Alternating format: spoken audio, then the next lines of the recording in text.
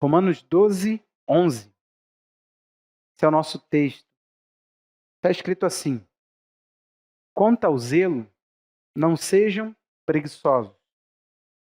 Sejam fervorosos de espírito, servindo o Senhor. Amém?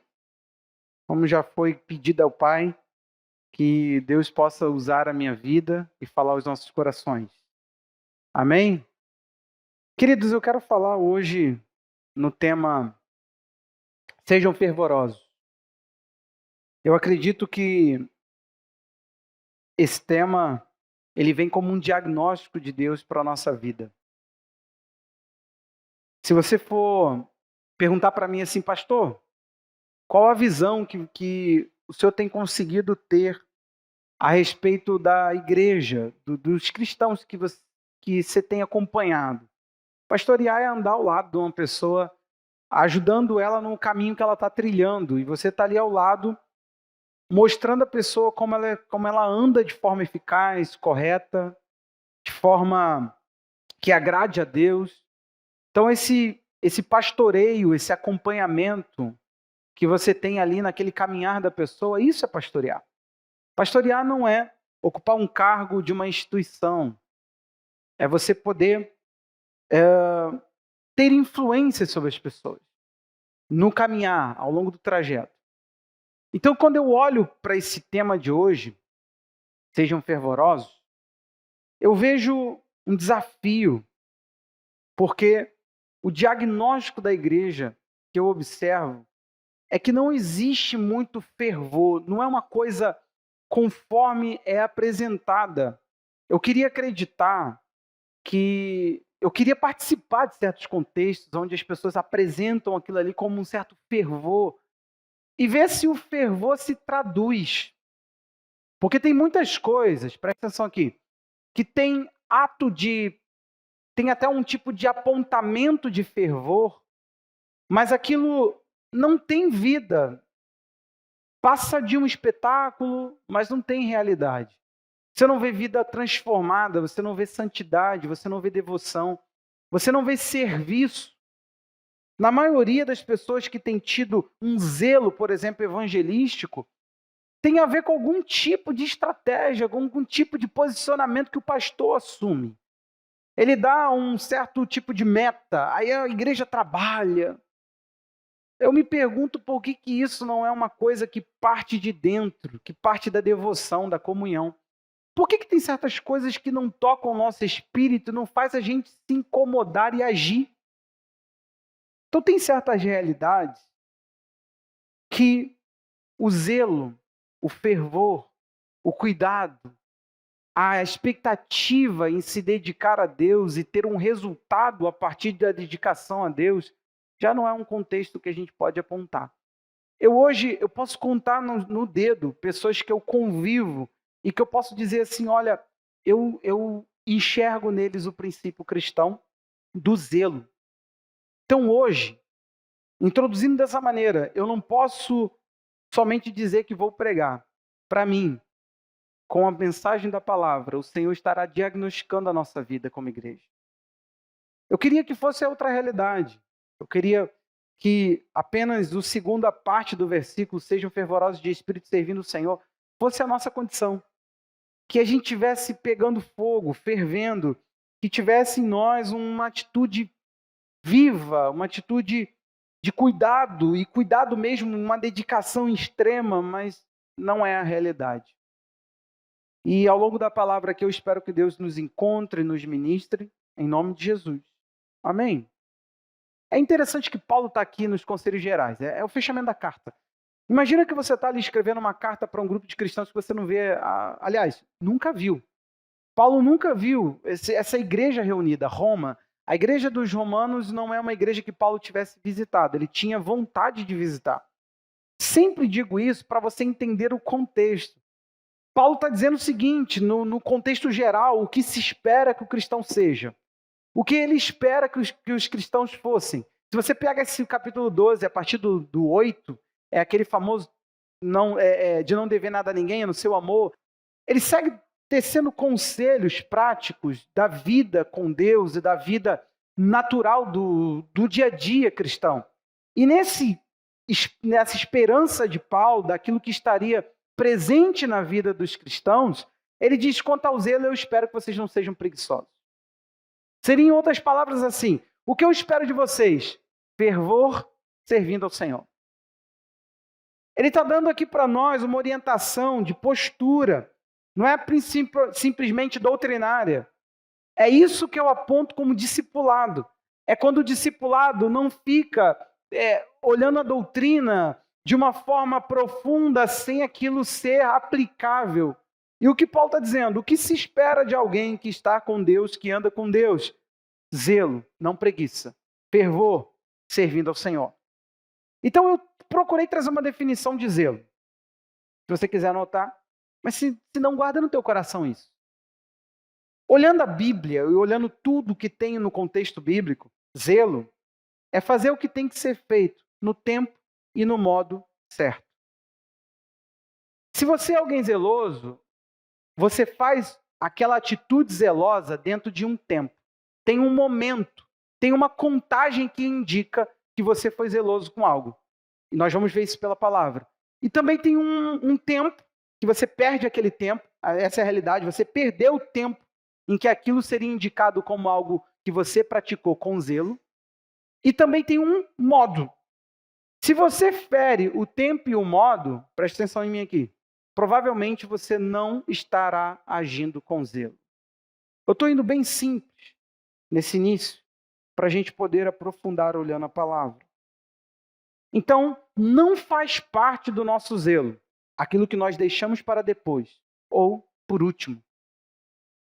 Preste atenção, nunca se diga zeloso de algo que você deixou para depois, que colocou coisas na frente, ou aquilo é sempre o último de tudo. Eu não me refiro a um dia que talvez você teve que levantar cedo fora da sua rotina, alguma coisa mudou e você não pôde fazer algum tipo de rotina, algum tipo de cuidado, o devocional. Eu não me refiro a uma semana que foi difícil você se dedicar tanto tempo para o ministério. Eu me refiro a uma rotina onde você deixe tudo para depois e você diga que você está aplicando zelo. Hoje é um dia para a gente encontrar a nossa vida, como é que está o nosso ministério, como é que está o nosso serviço ao Senhor, como é que está a nossa vida como família, a nossa vida de devoção a Deus. E eu quero que você faça caber dentro desse conselho geral de Paulo. Eu quero que ao zelo vocês não sejam preguiçosos e ferventes em espírito vocês sirvam ao Senhor. Então aquilo que você deixar para depois, aquilo que você deixar por último, já desde já, exclua da sua lista de zelo. É algo pelo qual você não zela, é algo pelo qual você não tem feito com a qualidade que você deveria fazer. Em primeiro lugar, eu queria falar dessa questão zelo ou preguiça. Porque é interessante que o apóstolo Paulo diz assim, quanto à postura do zeloso, não seja preguiçoso. Ele atrela de que o contrário de zelo é preguiça. E falando um pouco de preguiça, a grande realidade é que a preguiça ela está um pouco disfarçada de desculpas. Olha para mim. O problema todo não é, olha para mim, a falta do tempo. O problema todo não é o excesso de atividade. Por favor, não é. Eu quero que você olhe para mim para você ouvir isso. Tem muita coisa pela qual você já não zela mais. Não está na lista dos 10 itens importantes para você. E se botasse dos 20 itens, também não entraria. Para você entender. Tem coisa que você está brincando de ordenar por último. Essa é a verdade, nós brincamos. E porque Deus ele faz algo conosco que deveria dar medo no nosso coração, mas em muitos casos tem trazido comodismo. Deus ele deixa a gente para o dia do acerto. Aí o que ele faz? Ele te expõe a um comportamento espontâneo. Esse é o problema. Porque você pensa assim, eu tenho deixado por último, eu tenho tratado isso como menos importante. Isso tem ficado por último porque eu tenho isso. As desculpas têm sido uma coisa que tem mascarado o zelo que não existe mais no nosso coração. principalmente pelo Senhor. Hoje eu não quero tratar de assuntos periféricos, não quero tratar da sua saúde, do seu casamento, que você aplique esse princípio ao que você quiser. Mas eu quero colocar que as coisas do Senhor, elas têm sido colocadas de lado. A gente tem brincado de ordenar por último, ou nem por último vêm as coisas do Senhor, e achamos que vamos passar diante dele com as nossas desculpas. Só que todo preguiçoso, ele é um contador de caso. Ele é um contador de sorte que ele não tem. Todo preguiçoso é uma pessoa que argumenta com desculpas e mais desculpas. O mundo dele é sempre mais turbulento do que qualquer outro. E eu, quando me refiro a isso, eu digo, não é uma fase da sua vida que está mais difícil ter tempo. É pessoas que vivem, vivendo, dizendo que não tem tempo para Deus. O preguiçoso, Provérbios 22, 13, olha as histórias que ele conta. Você já leu isso comigo? Mas olha as histórias que o preguiçoso conta. Olha os argumentos que ele traz. 22, 13, o preguiçoso diz, um leão está lá fora, serei morto no meio da rua. O preguiçoso, ele conta. Parece que é justificável, parece que tem sentido. Eu estou em perigo, por isso que eu estou aqui dentro guardado. Eu não saí, eu não fui à guerra, eu não fui conquistar, porque tem um leão lá fora. Só que está todo mundo lá fora fazendo. E ele não se dá conta de que ele se disfarça. E, na verdade, ele dá desculpas e mais desculpas, ele traz argumentos e mais argumentos de uma coisa que ele não tem mais, que é zelo. Perdeu o zelo, perdeu o carinho, perdeu o cuidado, mas ele segue dando desculpa. Todo preguiçoso, ele é alguém que dá desculpas sem fim. Mateus 25, aquela parábola que nós conhecemos como parábolas do talento. Lá no verso 24, o que acontece aqui? Você sabe que o reino dos céus será semelhante a. Essa é a proposta de Jesus em Mateus 25, 1. Aí quando chega lá em Mateus 25, 24, ele está contando agora a parte do talento. Talento aqui não é um talento de eu assovio. É medida financeira, é dinheiro. E o que aconteceu aqui? Alguém que tinha dinheiro repartiu, chamou 3 pessoas com capacidade para gerenciar os talentos que foram postos na mão daquelas pessoas. Um ganha 5, outro ganha 2, outro ganha 1, de acordo com a capacidade. O que vai acontecer? Ausenta-se para longe. O Senhor vai para longe e deixa eles ali para negociarem e multiplicarem, fazerem alguma coisa com o talento que receberam. Essa é a questão. Quantas são as parábolas onde Jesus conta que o reino do céu será semelhante a algo que é deixado sob administração e é feito esse afastamento. E esse afastamento aqui é o que eu temo. Porque ali estão as coisas nas nossas mãos, aparentemente, sobre a nossa administração, até meio autônoma. Parece que Deus está deixando o homem fazer o que quiser com a igreja, com o discipulado, transforma a igreja no que quer. Gente, por favor, vai por mim. Por que Deus não coloca uma doença pesada? Porque senão ia ter muito pastor doente. Sabe, se você não está entendendo, tem uma ausência proposital. Porque a comunhão do pastor ela não está vedada. Só que a parábola exemplifica que existe uma certa autonomia. O Senhor deixou na mão e falou, deixa eu ver o que você vai fazer. O que o servo faz? Presta atenção. Quem tem 5, multiplica por mais 5. Quem tem 2, multiplica por mais 2. Quem tem 1, olha o que ele faz. Olha a desculpa. Chegando por fim, o que tinha recebido 1 talento, disse, sabendo que o Senhor é um homem severo, que colhe onde não plantou, que ajunta o que não espalhou, fiquei com medo, escondi o seu talento na terra, aqui está o que é seu. Mas o Senhor respondeu, servo mau e não cola com Jesus. Olha a mentalidade de Jesus, todas as vezes que ele foi abordado com uma desculpa, ele desfez a desculpa. Aí o que ele disse? Você sabia que eu colho onde não plantei, ajunto onde não espalhei? Então você devia ter entregado meu dinheiro aos banqueiros, e eu, ao voltar, receberia com juros o que é meu.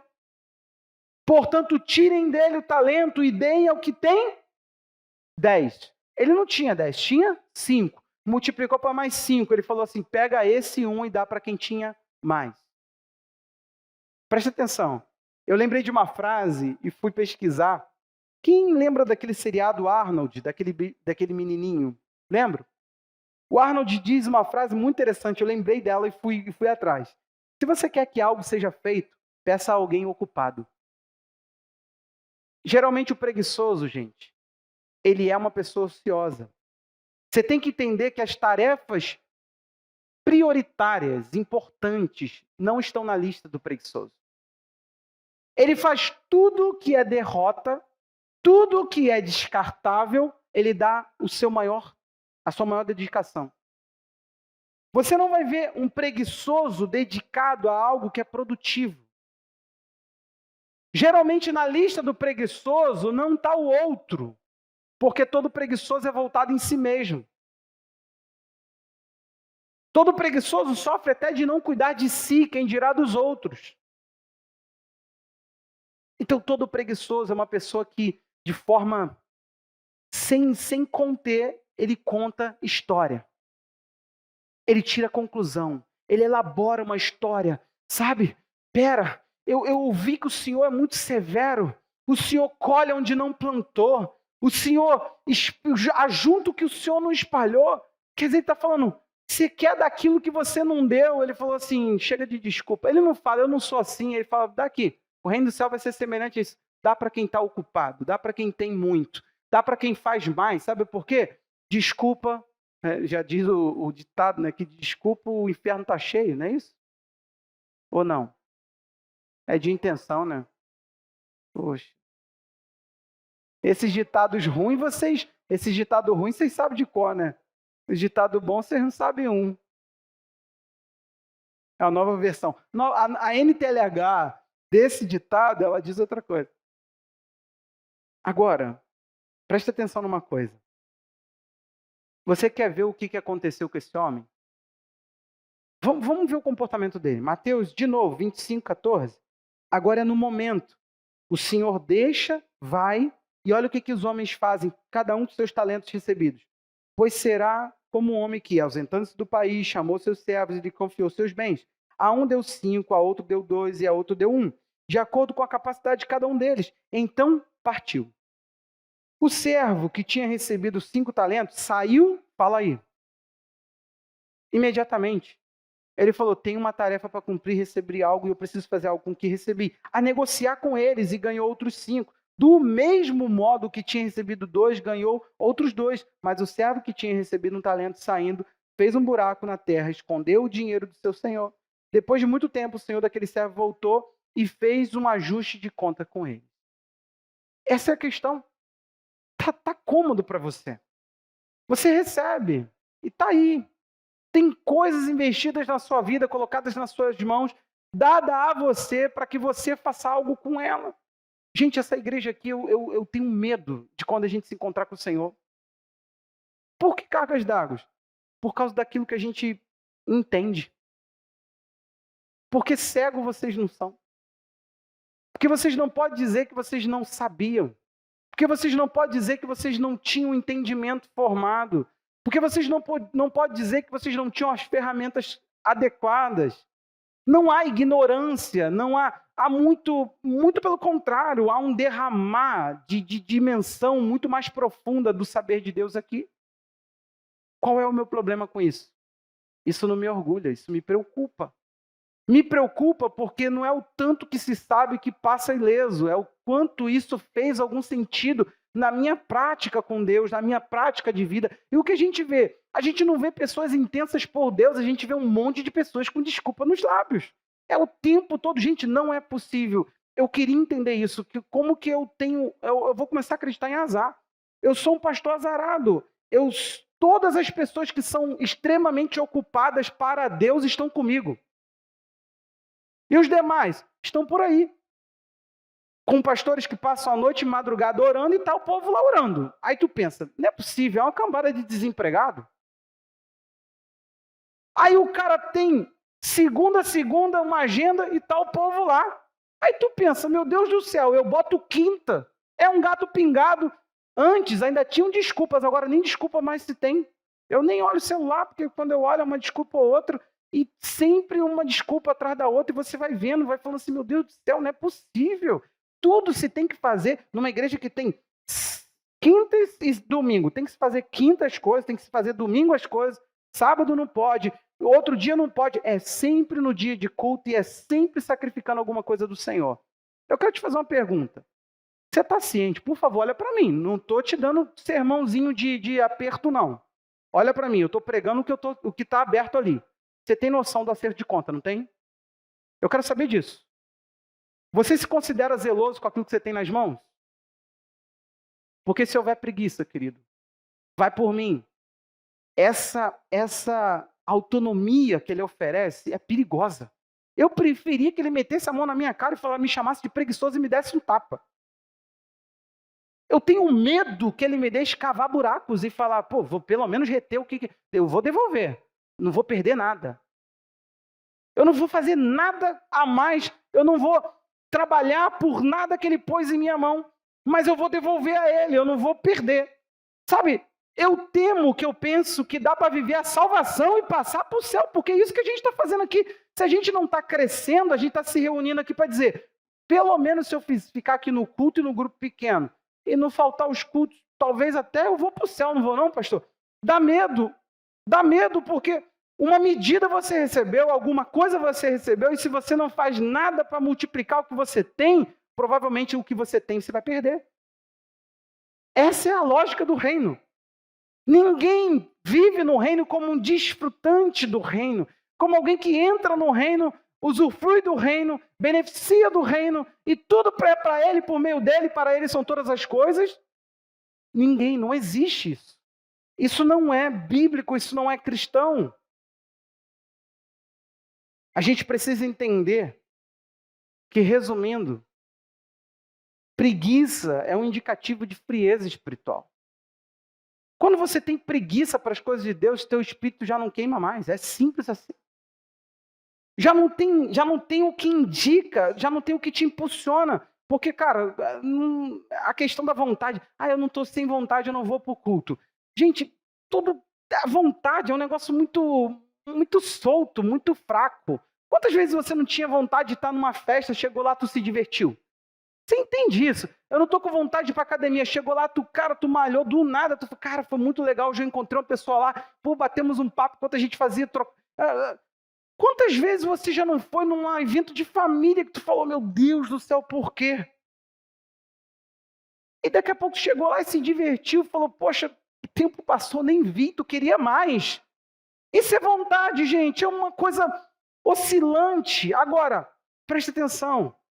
Quando não se tem mais uma coisa queimando e te pedindo por algo de Deus. Quando não se tem nada aqui dentro, você não tem desejo. Você vem na quinta porque senão alguém vai te chamar, grupo pequeno porque alguém vai te chamar. Falar de Jesus, eu nem vou perguntar qual foi a última vez que você teve essa vontade de falar. Alguma coisa queimou dentro de você e você falou. Meu irmão, preste atenção. Tem uma ausência perigosa. Tem um negócio, você está aí, está acontecendo. Talvez você está mais feliz do que eu. Eu que fico angustiado com a tua postura. Você entende isso? Você está aí, cara, conquistando tua vida, tu está só sorriso, piadinha atrás de piadinha, e toma-lhe vida desregrada, e toma-lhe vida desregrada. O problema é quando o acerto vier. Deixa eu te dar um dado estranho. Você sabe onde esse homem foi jogado? Não, né? Tem gente brincando, já foi até para figurinha, né? Tem uma figurinha minha, é por isso que você vai morar na periferia do céu. Mas esse homem não foi para a periferia, não. Foi para lá, para onde vocês acham que eu gosto de mandar os outros. Então, a gente precisa entender que se a frieza acontece, olha para mim aqui, você vai se encontrar? Eu falei que é diagnóstico. Tudo que nós deixamos para depois, sabe o que acaba fazendo? Nós fazemos o que dá. Você está fazendo o que dá? Seu grupo pequeno chega, você fala, caramba, eu tenho que ter alguma coisa para falar. Desirê, por que você não postou no YouTube? Eu não peguei nem o versículo base da semana eu peguei para meditar. Como é que eu vou falar alguma coisa agora no pequeno grupo? A gente não traz visitante. Ô, Anselmo, como é que funciona, Anselmo? Tem que chamar, orar? Não tem? Acho que é assim que faz, não é não? Quem fez isso essa semana e alguém não veio? Levanta a mão. Uma pessoa, duas. Então, duas pessoas chamaram alguém e alguém não veio. Então, assim, não tem magia. Você percebeu, né? É proporção. É inteligência, gente. Por favor. É só pensar. Se não tem uma atitude aplicada, não tem que ter resultado. É óbvio. Quem não malha não pode ficar musculoso. Quem não faz dieta não pode perder peso. Quem não estuda não pode passar numa prova, a não ser que seja... Tem pessoas que não estudam especificamente, mas têm uma inteligência e já botaram aquilo dentro de si.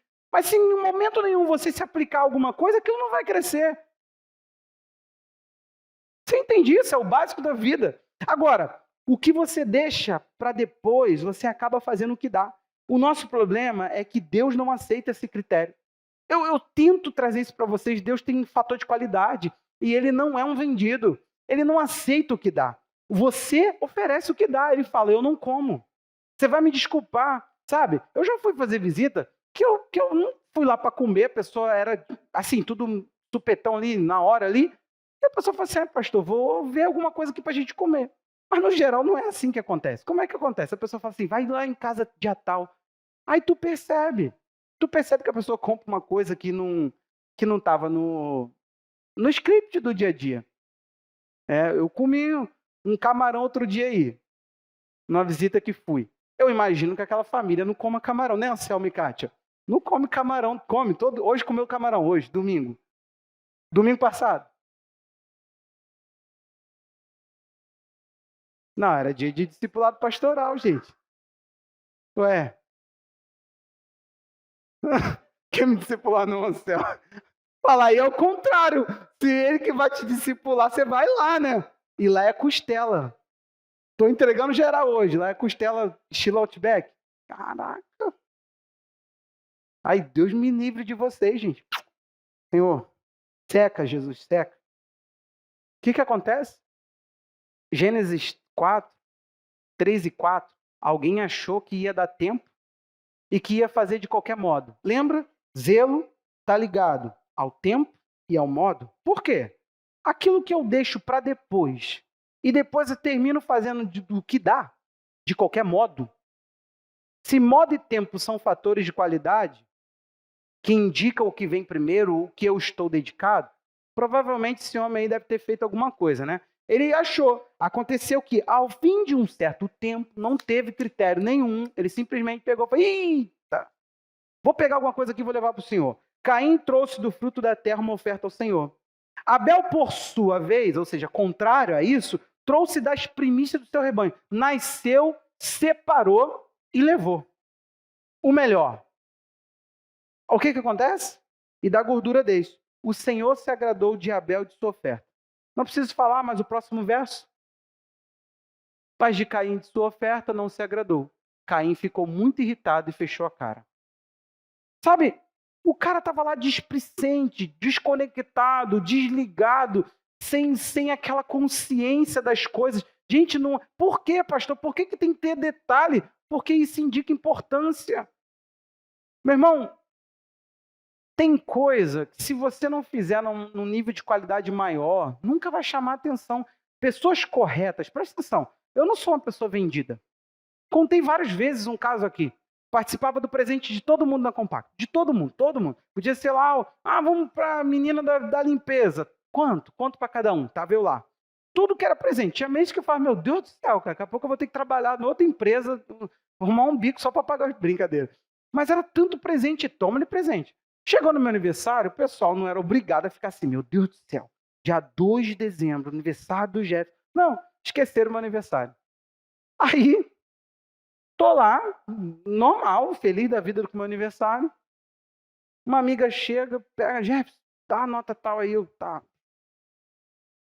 Aí ela, continuei trabalhando lá, quieto. Aí ela, meu Deus, Jefferson, vem aqui. Falei, o que foi? Ela, é teu aniversário. Aí eu, hoje é meu aniversário. Me dá um abraço, meu Deus, parabéns. Caraca! Assim mesmo, vou lá dentro e vou brigar com todo mundo. Falei, opa! Falei, por quê, garota? Ela, não, você participa do presente de todo mundo, nós não vamos deixar seu aniversário passar em branco. Pensa, gente. Eu não sei explicar para você, mas essa sensação do fazer pelo fazer muda. Gente, diante do Senhor, podia ser a fortuna que fosse. Podia ser, sei lá, o que eles quisessem me dar na época que ia mexer com o meu mundo. Fez de qualquer maneira, estraga. Vai por mim, cara. Eu não sou uma pessoa vendida. Não tem preço na minha alma. É esse, você não me compra. Então tem coisas que você, se você não fizer na honra, se você fizer de qualquer maneira, não me ganha. Gente, por favor, tenha caráter. Tem pessoas aqui que qualquer coisinha vai te ganhar. As pessoas fazem qualquer coisa e já te conquistam. Meu Deus do céu, tu é tão barato assim. Tem amizades porcaria que ganha você de uma forma e pessoas tão extraordinárias para estar do teu lado e você não dá valor. Não dá valor. É uma coisa que falaram e é verdade, eu estou começando a pensar nisso. Treinamentos pastorais que a gente passa, às vezes são frases que são ditas e é verdade. Pô, cuidado com muita exposição, cuidado com estar em todos os ambientes, porque às vezes sua presença não é celebrada em certos ambientes e você está e você se expõe ao desprezo do outro que não sabe lidar com o valor da sua companhia. Deus, ele não vem para qualquer porcaria de banquete. Não é qualquer coisa que a gente coloca na mesa do Senhor que ele tem obrigado a comer. Você não vai ganhar Deus com nenhum improviso ou água no feijão. Deus simplesmente olha e fala, Caim, da próxima vez a gente conversa. Oi, Abel. Você tem que entender isso. Essa história de lembrar, e meu Deus, será que dízimo pode parcelar? Essa história de lembrar, meu Deus do céu, não trouxe, caraca, como é que eu vou ofertar? Não trouxe R$2. Essa oferta, sim, esse, vai no que dá, meu grupo pequeno, deixa eu olhar aqui. O pastor falou sobre a parábola dos talentos, eu lembro. Que é a culpa do pastor, que ele cita um monte de versículos, aí começa as desculpas do preguiçoso. Não falei da parábola dos talentos. Eu exemplifiquei com a Bíblia. Tem pastor que conta 300 histórias e você se amarra nisso. Eu sou um pastor que no meu sermão escolho exemplificar os meus pontos com textos bíblicos. Isso é hermenêutica. Perdão, homilética. É por isso que você acha que eu cito um monte de texto bíblico. Não, eu exemplifico com a própria Bíblia. Em vez de ficar contando um caso do Pregadores do Telhado, em vez de eu ficar contando um monte de caso, contando um monte de história minha, um monte de história dos outros. Você já observou que tem mensagem que tu pensa assim, meu Deus do céu, qual foi o versículo que esse cara abriu? Mas das histórias você lembra. É só isso. Então eu não preguei na parábola dos talentos, aí você fala, pregou? Mas por quê? Porque a tua preguiça, o teu desdém, aquilo que você deu pouco valor, ficou por último e de repente você se pega fazendo o que dá. Não, vamos organizar. Me deixaram responsável pelo curso tal, pelo não sei o quê, a parte de organizar tal coisa. Eu vou ficar com tal evento. O pastor falou que é para eu ficar com tal culto. Não sei o que, o meu grupo pequeno. Abrir um grupo pequeno, abrir uma casa de paz, abrir, sei lá, o que você quiser fazer. Estou na salinha das crianças agora. Essa semana foi muito apertada, mas, gente, qual é a sua semana leve? Para eu te escalar nela. Começa a fazer isso. Vamos supor, tem serviço aqui que não dá para alternar. Eu falo o seguinte, me dá uma semana leve e as outras você não precisa fazer não. Afinal, foi o próprio Deus que falou, fecha a porta do meu templo, porque tá ruim acender à toa o meu altar. Eu não olho. Deus não se vende a nada que fazemos no que dá. Ele entende o que fazemos de melhor. Você entende essa linguagem? Ei, olha para mim. Deus só entende o que você faz no teu melhor. Ele não entende no que dá. Essa linguagem não está com Deus, gente. Nós adiamos muitos, mas muitos. Presta atenção. Muitos posicionamentos por questão de preguiça. A preguiça, ela não pode ser feita ou vista de uma outra forma, sabe? Ela tem que ser vista como uma questão de desvalorização. Quando eu estou na preguiça, eu estou trabalhando o saque do valor das coisas. Vamos ser sinceros. Que qualidade que você dá, que prioridade que você dá, talvez uma boa alimentação na sua casa, se você não se planeja e não faz comida. Você tirou o valor disso. Se você fala, não, eu dou muito. Meu empenho de vida hoje é comer melhor. Aí eu falo, tá, e como é que você faz isso? Tem que ser como? Tem que ter maneira. Tem que ter maneira. E se você não apresenta maneira, aquilo não faz sentido nenhum. Aquilo não é verdade. Aquilo é mais algum conto da preguiça. Então você desvaloriza coisas. O culto. Pensar no culto, chegar no culto, chegou atrasado. Mas por quê? Porque, deu uma flertada com o jogo. Meu irmão, eu não sei quando foi a última vez que eu vi o jogo do meu time. É simples assim. Não dá para ver.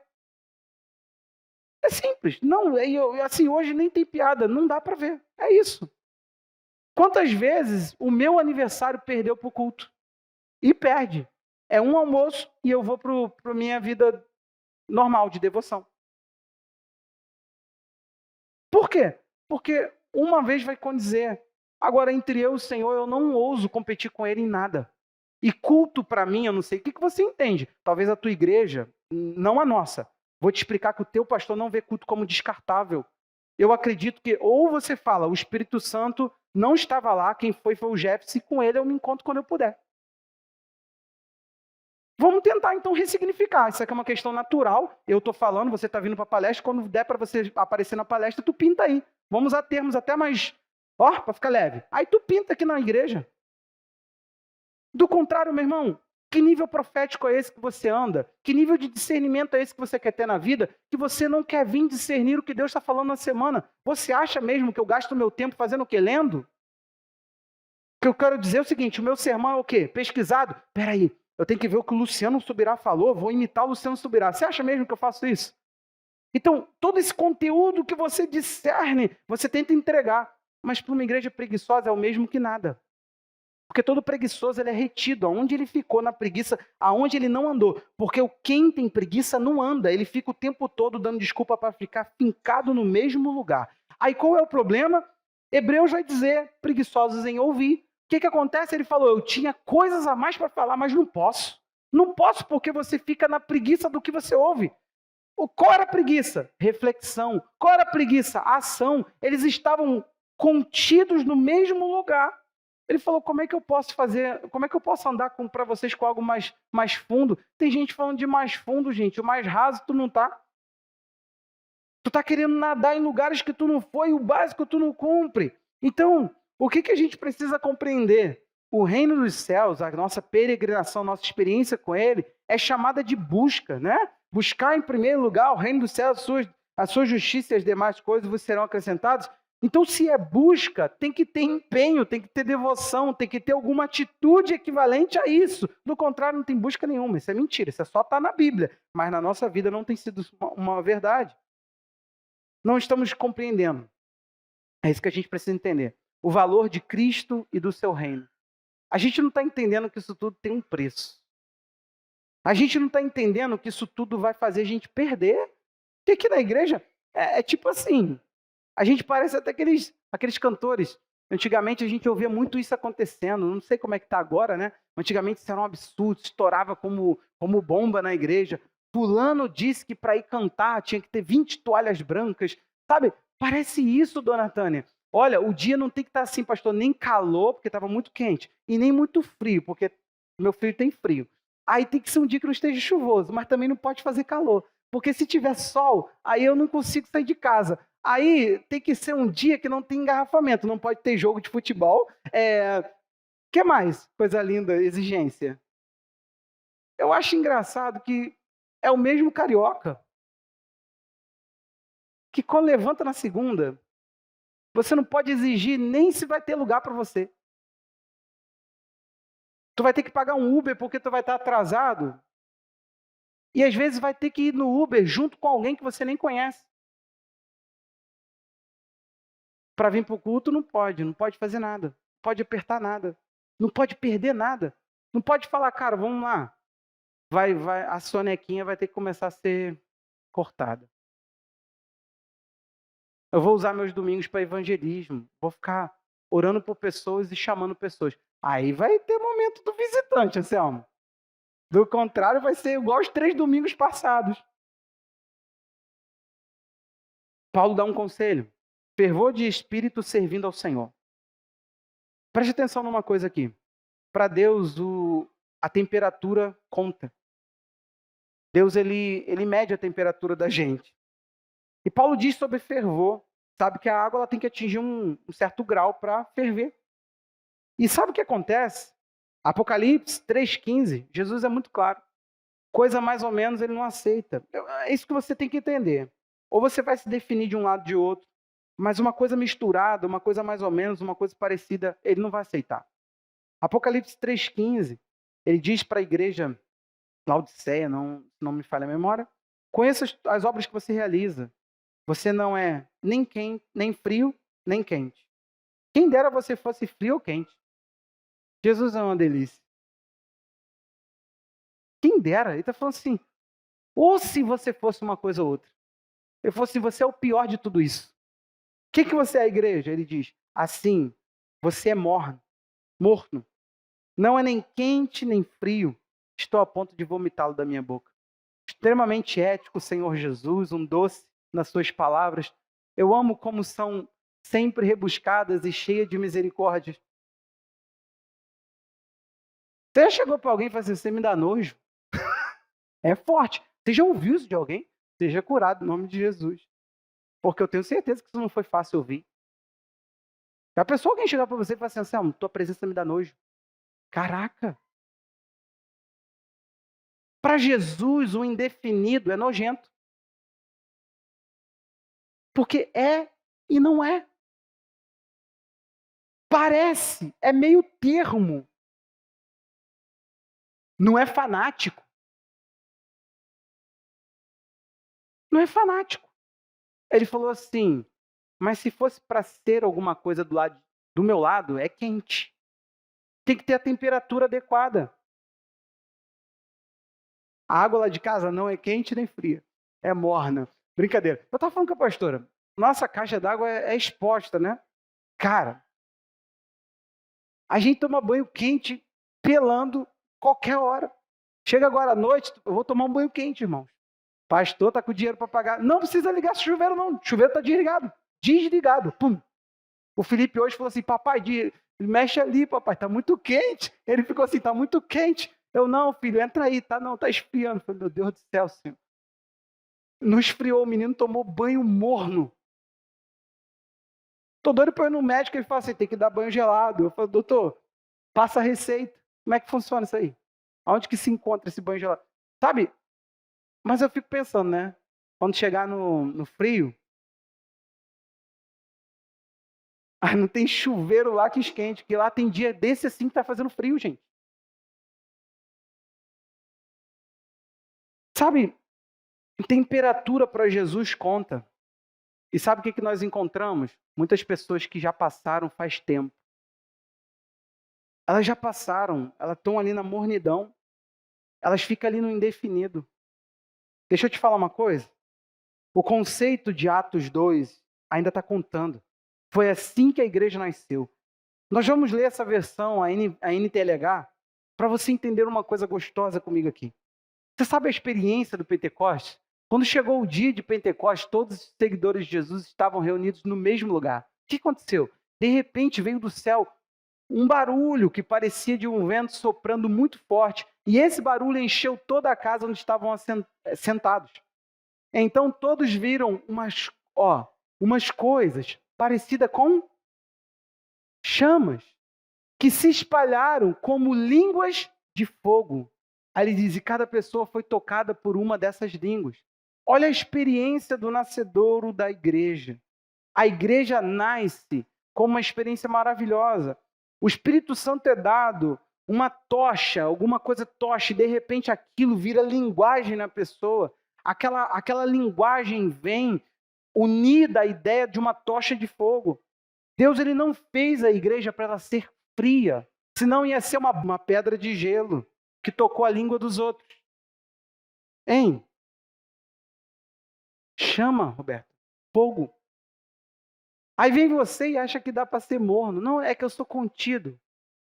Eu sou É minha personalidade, pastor. Eu sou paradão. É muito, irmão. É muita trava. E eu não me refiro a grito, pulo, sapateio, não. Eu estou dizendo o seguinte, quando foi a última vez que você falou, cara, vamos botar para quebrar? É jejum essa semana. E é um jejum de crente. Porque tem um negócio fervendo. Você está entendendo que não tem ebulição, não tem nada acontecendo dentro de você. Não tem queimadura nenhuma aí dentro. Não tem nada queimando. Está tudo gelado. E você está vivendo como um morto-vivo, andando por aí, indefinido. Fala, não, eu sou da igreja. Pô, eu tô lá, ó. Meu irmão, fogo. Você tem que entender que a igreja nasceu pelo toque do fogo. Aqui não cabe estereótipos. Não é isso. É fervor, é você olhar para dentro de uma pessoa e falar assim, tem um negócio que queima nela. Só para você entender, meu irmão, se eu não estou conseguindo pregar para você, amanhã quando você for fazer café, deixa ferver a água e enfia a mão dentro. Só para você ver se aquela é a tua temperatura. A água está lá parada, você chama ela de fervente? Não. O fervor é uma temperatura exata. Aí a igreja nasce do toque do fogo. O toque vira oração. O toque vira palavras de louvor. Cada um bendizia a Deus na sua língua.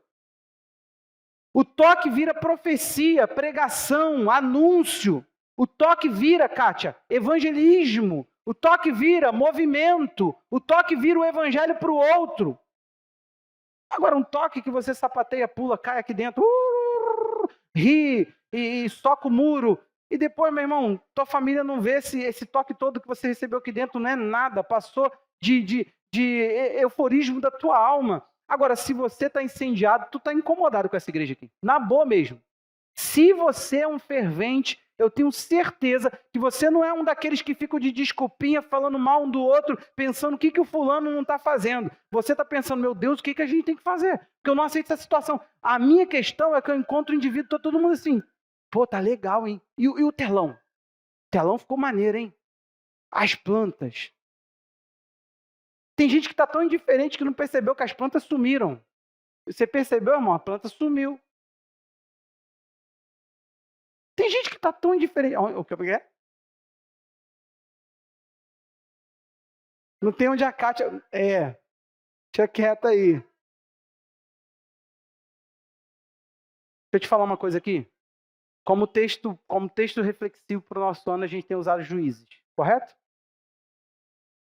Texto de quê, pastor? De quem? É o dia 31, irmão. O dia que a gente recebe um princípio para nortear o nosso ano. Por isso que tem um tal de um logo aí Oh, Deus do céu. É assim que nós somos. Você está igual um cego em tiroteio. Você pertence a quem? Qual igreja, irmão? Deixa eu te falar uma coisa aqui. Nós não somos religiosos. Você não pertence a essa igreja porque tu vem para cá. É se você está vivendo debaixo do apacentamento. O teu pastor não se contenta com isso que nós estamos sendo. Desculpa, gente, eu não nasci para isso. Eu queria ser um desalmado, porque tem pastor que é desalmado. Eu fico olhando para o cara e falo, meu Deus, não tem vida. Pergunta à pastora. Eu não finjo de ser pai, eu não finjo de fazer dieta, eu não finjo. Se eu não como glúten, eu não como glúten. Eu não como na frente de ninguém, eu não como por trás de ninguém. Então, meu irmão, eu não finjo de ser sério. Eu não finjo de ser pastor. Eu não finjo. Quando eu sou, eu sou. Por isso que quando eu me irrito, eu me irrito. Por isso que quando eu faço cara feia, eu faço cara feia. Nós estamos falando de juízes, sim? Você sabe quando termina a fase dos juízes? Com Samuel. Samuel foi o último juiz. Só que eu te falei que foram 3 séculos e meio de trevas. Você quer saber como é que Samuel pegou Israel? Não tinha adoração. Tinha um templo funcionando, tinha a arca, olha aqui para mim. E tinha um desdém horrível pela presença de Deus. Os filhos que trabalhavam no templo do sacerdote Eli se deitavam com mulheres, ministravam lá dentro, uma nojeira. Deus levanta o último juiz. Só que vai acontecer uma coisa diferente. Se você lembra da mensagem, eu insisti várias vezes te explicando que um juiz resolvia o problema da opressão presente. Ele não trabalhava o coração do povo. E a Bíblia diz assim, o povo fazia de novo, que era mal, aos olhos do Senhor, e o Senhor permitia. Aí vinha um novo inimigo, ou o mesmo inimigo se sobrepunha ao povo. Essa é a realidade de Juízes, até que chega em Samuel. Porque Samuel ele vai ter uma outra coisa sobre ele. Nós vamos ler 1 Samuel 3. Samuel, o que ele vai ser? Um ministério que combate a apatia espiritual e um ministério que devolve o zelo. Em resumo, Samuel é um ministério profético. O profeta, gente, ele pode ser usado para trazer uma questão particular para você e falar assim, diz o Senhor, Roberta, Deus está te dando uma direção assim, assim, assim, tem te me mostrado um discernimento assim, assim, assado que você tem procurado nele. Amém. Mas, no geral, você não vai ter no profeta, o grande profeta João Batista, uma profecia para ninguém. A palavra dele é assim, arrependimento. Quem tem 2 túnicas, reparta com quem não tem nenhuma. Vocês parem de cobrar o que não é devido. Arrependei-vos porque está chegando o reino do céu. Vocês têm que mudar esse comportamento. Ele estava mudando caminhos. Então, profético não tem nada a ver com a síntese do Senhor. Exclusivamente não é esse o mover profético. O mover profético ele é reparador de caminhos. Ele é alguém que tenta trazer o zelo sobre a palavra já de Deus posta. Era alguém que falava assim, tem lei. Por isso você vai ver Samuel ensinando a lei do Senhor. Ele fala, eu ensinei para vocês a lei. Agora vamos lá. 1 Samuel 3, verso 1. O menino Samuel serviu o Senhor diante de Eli. Naqueles dias a palavra do Senhor era muito rara. Por que eram raras? Lembra? Não tinha profecia. Não podia falar inexistente, porque Deus poderia ter trazido alguma atividade profética. Mas não tinha profeta reconhecido e o ministério deles não estava autenticado. Presta atenção aqui. É isso que o diabo quer fazer. Olha para mim aqui. A nossa igreja, ela repara caminhos. Nós não aceitamos as coisas como são. Nós não aceitamos o louvor, o culto. Nós não aceitamos o evangelismo. Nós não aceitamos um bocado de coisa como todo mundo sai fazendo. Na orelhada. Deixa eu te contar uma coisa aqui. Aceitar a Jesus. Você já ouviu esse termo várias vezes, né? Você sabe de onde isso veio? De onde veio na Bíblia isso? Não tem. Ah, se você confessar o Senhor me confessar diante dos homens, eu confessarei diante do meu Pai. Não, ali Jesus estava enviando os 12 discípulos dele. Ah, tem lá. Se com a tua boca confessares que Jesus é o Senhor e no teu coração crer, serás salvo. Isso não é ir à frente, por favor. Não tinha frente. A igreja passou 3 séculos sem frente. Não tinha templo. Como é que as pessoas convertiam se não tinha frente? Tinha roda? Ah, era na roda. Gente, nunca foi assim. Se pregava. O evangelismo era ali, dona Tânia. A pessoa fala assim, eu quero. Vamos batizar você. Você quer? Quero. Vou te batizar. Não tem problema vir à frente. Não tem problema. O problema é que você não sabe a origem. A origem disso foi com Charles Finney, um evangelista, um avivalista, que ele fez o banco dos desesperados. As pessoas que queriam mais daquilo que ele tinha, sentavam à frente. E depois eles chamavam à frente para orar. Daí começou a questão do apelo. Quem sabia disso, levanta a mão. Quem é dessa igreja aqui e não ouve nada do que eu falo, levanta a mão. Porque vocês já ouviram isso, sei lá quantas vezes. E falo muito isso. O que a gente precisa entender? Nós questionamos. Por que ir à frente? Porque ir à frente a gente viu muita gente ir à frente e não voltar na igreja. Tu já viu isso, Kátia? Eu já vi gente vir à frente e mudar de vida. Tem problema, pastor, ir à frente? Não, gente. Não é a forma, é a crença. Caraca, o cara converteu lá na casa dele. Ele tem que ir lá na frente. Não, você tem que apresentar para a igreja, então é na frente, para todo mundo ver. Mas não, à frente não tem. É que a gente transformou isso aqui no altar. O nome disso aqui é palco. Plataforma. É coisa para ir levar para todo mundo ver. É só para isso, gente. Altar? Como assim? A casa de adoração, biblicamente falando, é você. Isso aqui não é o altar. Isso aqui é a frente da igreja. A gente é assim. Só que o que acontece? Quando a gente começa a fazer tudo no automático, porque tinha Eli, tinha 2 filhos, estava todo mundo fazendo. Ó, o pessoal vinha adorar. Estava indo todo mundo a Siló adorar. Estava ali a arca. Estava tudo ali parecido que era adoração. Até que nasce um problema chamado Samuel. E Samuel passa a servir o Senhor. Naquele dia, a palavra do Senhor era muito rara. As visões não eram frequentes. Certo dia, o sacerdote Eli, cujos olhos já começavam a escurecer a ponto de não poder ver, estava deitado no lugar de costume. Também Samuel estava deitado no templo do Senhor, onde estava a arca da aliança. Antes que a lâmpada se apagasse, o Senhor chamou o menino: Samuel, Samuel. Este respondeu: eis-me aqui. Então correu para onde estava Eli e disse: eis-me aqui, por que você me chamou? Mas Eli respondeu: eu não chamei você, vá deitar. Ele foi e se deitou. O Senhor tornou a chamar: Samuel. Este se levantou e foi até Eli e disse: eis-me aqui, pois você me chamou. Mas ele respondeu: meu filho, eu não chamei você, vá deitar. Porém Samuel ainda não conhecia o Senhor, e a palavra do Senhor ainda não havia sido manifestada a ele.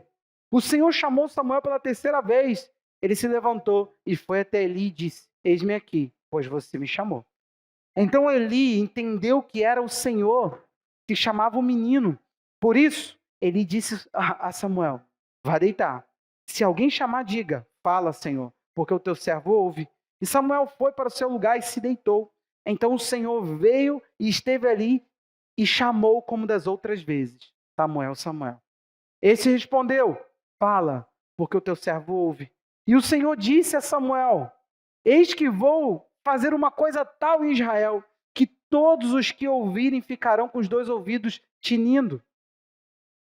Naquele dia, farei contra Eli tudo o que eu disse a respeito da casa dele, do começo ao fim. Porque eu já disse a ele que julgarei a sua casa para sempre, pela iniquidade que ele bem conhecia, porque os seus filhos trouxeram maldição sobre si, e ele não os repreendeu. Portanto, jurei à casa de Eli: a sua iniquidade nunca será expiada, nem com sacrifício, nem com oferta de cereais. Lembrando que o sacerdote tinha direito, como sumo sacerdote, ele tinha direito de expiar os seus pecados. E ele falou assim: para ele eu neguei isso. Samuel ficou deitado até de manhã, e então abriu os portões da casa do Senhor, mas esteve com medo de relatar a visão a Eli. Eli já sabia do que se tratava, porque o profeta já tinha falado. Eli chamou Samuel e disse: Samuel, meu filho. Ele respondeu: eis-me aqui. Então Eli disse: o que foi que o Senhor falou? Peço que você não esconda nada de mim. Que o Senhor faça com você o que bem quiser, se você me esconder alguma coisa de tudo que ele falou. Então Samuel lhe contou tudo, sem esconder nada. E Eli disse: ele é o Senhor, que ele faça o que achar melhor. Samuel crescia. Olha o que vai acontecer agora. E o Senhor estava com ele. Não deixou nenhuma de suas palavras cair por terra. Todo Israel, desde Dan até Berseba, reconheceu que Samuel estava confirmado como profeta do Senhor. O Senhor continuou a aparecer em Siló, porque em Siló o Senhor se manifestava a Samuel por meio da palavra do Senhor. Sabe o que está acontecendo aqui? Todo juiz era levantado para julgar e ele ficava numa porção. Israel estava espalhado, gente. Não existia nenhum líder nacional. Nenhum juiz ele foi juiz sobre todo Israel. Ele sempre foi juiz para reunir um grupo de militar, lutar contra aquele inimigo, mediante alguma coisa que Deus chamava ele para fazer, vencia e de repente Israel se perdia. Só que diferente esse líder aqui vai se levantar, vai conhecer Deus de novo, vai conhecer a voz de Deus numa fase que ninguém está conhecendo a voz de Deus. Deixa eu te contar uma coisa aqui. Você lembra da historinha? O rei que ele vai ungir primeiro é Saul. Ele fala assim: Saul, você vai ver um grupo de profetas descendo e você vai profetizar no meio dele. Esse homem trouxe de volta uma unção profética que se começou uma escola para profetas. Se levantou um grupo de pessoas falando uma linguagem. Só que preste atenção. A gente está passando um mal aqui de descredibilidade. Você não está entendendo o que a gente tem para te oferecer. te discipular, te influenciar. Pastor, tá sim, para com isso. Não, meu irmão, não tá não. Vamos tapar só com a peneira. É difícil, muito difícil ter o coração de vocês, é muito difícil influenciar a vida de vocês. Eu ouso dizer que pouquíssimos de vocês a gente guia de verdade.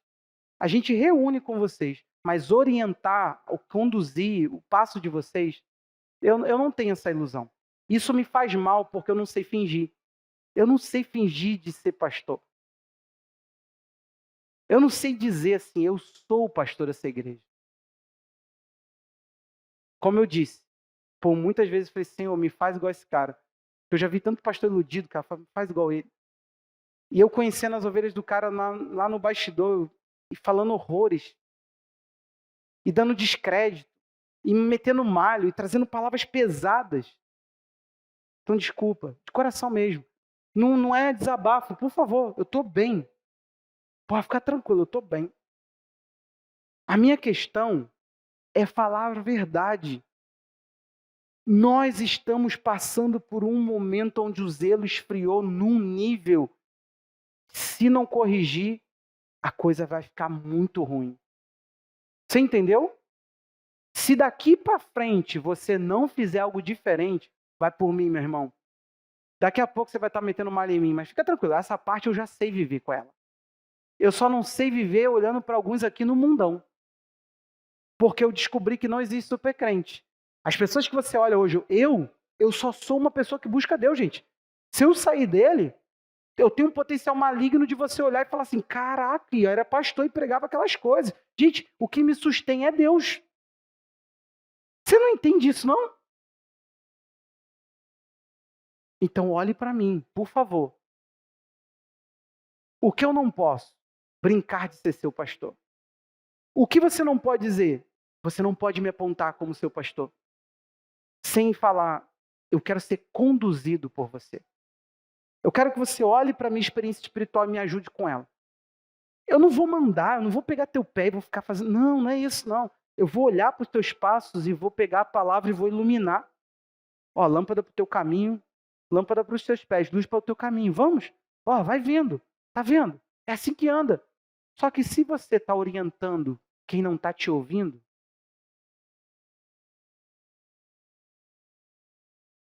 Deus falou muito forte no meu espírito quando a gente estava adorando. Eu estava cantando aquela última música. E ele colocou que tem um trabalho maligno. Só no teu coração agora, eu posso te pedir? Se foi isso o diabo que fez, tá? De descrédito em relação à nossa vida no seu coração. Não, eu estou cansado disso. Eu não quero mais nem me discipular e nem aqui agora, que você haja nos 5 segundos. Não, nunca, pastor. Pastor, comigo não. Você não pode ser um Pedro precipitado, falando que nunca me trairia. Entendeu? Se Pedro tivesse parado e ouvido, ele não tinha tido problema com o resgate de Cristo, porque quando Cristo quis chamá-lo, ele falou, ele não ouviu. Ele não foi a toda a instrução de Jesus. Jesus falou, você vai ser peneirado, orei, você não vai se perder, mas quando você se converter, me procura que eu vou estar em tal lugar. Foi preciso outra pessoa falar, gente, vamos para lá. O Senhor foi visto. Pedro estava cego o tempo todo e era um grande líder com que Jesus contava. Então para com essa coisa de 5 segundos. Eu faço pergunta no discipulado, Cadu. Cara, mas você não pensa... Não, eu não. 5 segundos, a pessoa mais perdida do universo está diante de mim, eu estou olhando para ela e falando assim, é sério que você não tem problema com a tua família? Tu está falando e tu não está se ouvindo. 5 segundos, dona Tânia. A pessoa faz um bocado de coisa para se entender, e em 5 segundos ela me responde uma pergunta que eu tenho lá autoridade para fazer. Você acha mesmo, meu irmão, que olhar para dentro, com 5 segundos você se responde? Olhar para dentro. Examine-se, pois, o homem a si mesmo. Exame. Então, olha para mim. Nós precisamos parar de brincar de pastor e discípulo, ou de brincar de igreja. E eu não me refiro, se a igreja estivesse cheia, eu ia pregar essa mesma mensagem hoje, porque eu não sei quantos vêm, gente. Você entende isso? Eu não sei quantos vêm. Não é de igreja vazia ou cheia que se trata isso aqui, não. Se trata da gente parar de brincar de ser. A gente não pode mais. Uma mensagem profética, ela descredibilizada, começa a acontecer um problema. Eu não sei o que vocês estão fazendo, não sei o que está acontecendo em pequeno grupo, eu não sei, gente. Eu não sei se você está sendo discipulado. Literalmente, eu não sei de mais nada. Eu não sei nem onde estão indo os líderes quinta ou qualquer outro dia. Eu não sei de muita coisa, de muita gente aqui. Quase ninguém eu sei da tua vida. Se você está bem, se você está mal, se você está com crise comigo, eu não sei. Tinha gente falando para mim, eu estava desde tal data fazendo isso. Eu falei assim, eu não sabia. E olha que eu estava com a pessoa acompanhando. Eu falei, meu Deus, então tem muita coisa que eu não sei. Hoje em dia acontecem coisas mais banais que eu não sei. Então começa a abrir os olhos, porque nós estamos vivendo uma dispersão horrível. E vai por mim. Ferirei o pastor, as ovelhas se dispersarão. Todo o rebanho precisa de uma voz. Se nós estamos andando por qualquer voz, você é uma pessoa que não possui arrebanho nenhum. E não é desabafo. Como é que eu queria que você entendesse que isso é profético? Não é desabafo. E olha que eu tenho tentado corrigir muito essa questão do horário, do cronograma que nós estamos seguindo. Isso aqui não tá, eu não estou nem aí para isso tudo. De coração. Eu estou aí que você me ouça. Tem muita gente aqui. Eu não sou o homem que você se espelha. Eu não sou homem para a tua vida, para te inspirar com Deus. Eu estou longe de ser alguma coisa para você. Nós temos que corrigir isso. Não deixa eu brincar de instituição com você. Porque se eu fosse outro pastor e essa igreja começa a crescer e eu faço meus macetes, que tem tudo, tem, gente. Eu tenho um monte de livro para fazer a igreja crescer. Tenho. Tenho cursos, tenho um monte de coisa. Qual é o problema? O problema é que eu não gosto de parecer que sou. Se um dia eu tivesse um problema no casamento, eu ia buscar ajuda. Eu ia curar. Porque eu não sei brincar de ser casado. Eu não sei brincar de nada. Me irrita, entende? Se você falar para mim assim, pastor, a partir de hoje eu sou marombeiro, e você não ganhar músculo, eu começo a ficar irritado contigo. Eu me irrito com pessoa que tem profissão e não se aprofunda. Eu me irrito com líder que não se aprofunda. Eu me irrito com gente que fala que quer uma coisa e faz outra. Eu me irrito. Para mim, coerência é tudo. Então, seja coerente com as suas palavras. Se você entregou a sua alma a Jesus e quer o nosso pastoreio, viva isso. Viva isso. Do contrário, meu irmão, vai procurar um pastor. É saudável para a tua alma ter um. E se eu não sou essa pessoa, porque o diabo trabalhou, e eu não sei a que ponto que você vai refletir, eu não sei que com 5 segundos você não vai chegar a essa conclusão, eu entendo que isso é coisa até para você jejuar, mas tem um descrédito. Tem.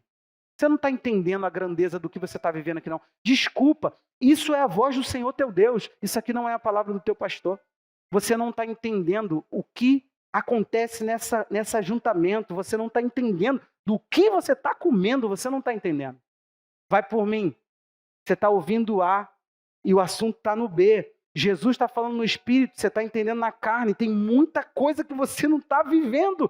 E a gente está tentando puxar você para o profético, mas você não vem. Para nossa perca, talvez para o nosso diagnóstico mais duro. Uma Israel em trevas, moralmente decadente, conseguiu olhar e falar assim, um profeta para nos confrontar. Cara, se tu perder para isso. Uma Israel em trevas. Fizeram abominações, gente. É aqui que se discute que um juiz entregou a filha em sacrifício. É aqui que se discute. Sacrifícios humanos, coisa horrível. Tu vai perder para essa condição espiritual? Pastor, eu refleti, eu sou discípulo. Então o que eu tenho que fazer? Tem que aumentar a temperatura. Eu tenho que sentir que tem calor. Eu tenho que sentir que você olha para essas pessoas e fala assim, cara, eu vim para cá porque eu amo isso aqui. Eu amo tudo. Eu amo tudo. Eu quero zelar. Isso pega fogo. Do contrário, mais ou menos, parecer. Isso já deu.